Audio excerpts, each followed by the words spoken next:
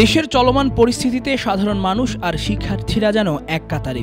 শিক্ষার্থীদের ওপর নৃশংসতা সইতে না পেরে চলমান ছাত্র আন্দোলনে যোগ দিয়েছেন শিক্ষক থেকে শুরু করে কবি, সাহিত্যিক, শিল্পী, এমনকি সাংবাদিকরাও। অথচ যে ক্রিকেটারদের জন্য সাধারণ মানুষের এত আবেগ, এত ভালোবাসা, তাদের চুপ থাকা অবাক করেছে আন্দোলনকারীদের।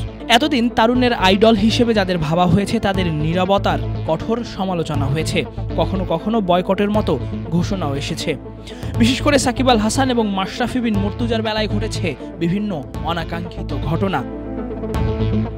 এই দুজনকে আইডল মেনে আসা লাখ লাখ তরুণ তাদের নীরবতা দেখে শুধু অবাক হননি, রীতিমতো বর্জনের ডাক দিয়েছেন। জাতীয় দল কিংবা দেশের হয়ে খেলা বেশ কজন ক্রিকেটার আন্দোলনের সঙ্গে একাত্মতা প্রকাশ করতে সামাজিক যোগাযোগ মাধ্যম বেছে নিয়েছেন, কিন্তু রাস্তায় নামতে দেখা যায়নি কোনো ক্রিকেটারকেই। যে কারণে জাতীয় দলের অনেক ক্রিকেটারদের বর্জনের ডাক পর্যন্ত দিয়েছেন সাধারণ মানুষ, ছাত্র জনতা।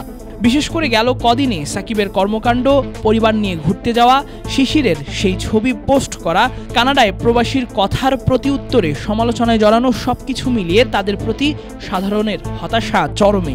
250-টিরও বেশি ডিজাইন অপশন নিয়ে ওয়ালটন স্মার্ট ফ্রিজ, বোঝে আপনার প্রয়োজন।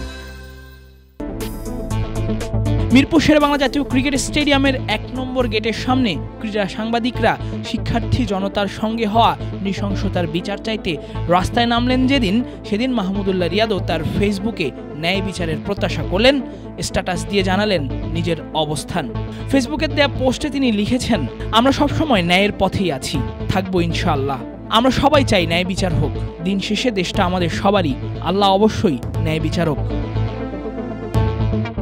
ছাত্র আন্দোলনের শুরুর দিকে গেল 17 জুলাইও ফেসবুকে পোস্ট করে ছাত্রছাত্রীদের সঙ্গে হওয়া নৃশংসতার সমাধান চেয়েছিলেন মাহমুদুল্লাহ রিয়াদ। তাদের জীবন অমূল্য জানিয়ে তিনি লিখেছিলেন, আসসালামু আলাইকুম। বর্তমানে দেশের সার্বিক পরিস্থিতি কোনোভাবেই কাম্য নয়, কারণ প্রতিটি ছাত্রছাত্রীর জীবন অমূল্য।